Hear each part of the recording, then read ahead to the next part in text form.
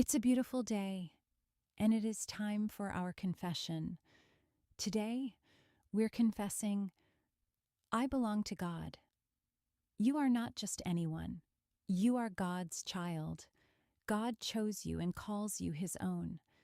The Bible says, see what great love the Father has lavished on us, that we should be called children of God.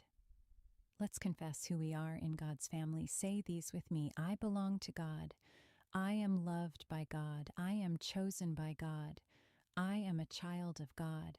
I am the apple. If God's eyes, God lavished his love on me. I am God's beloved. God calls me his child. I am part of God's family. My identity is in Christ.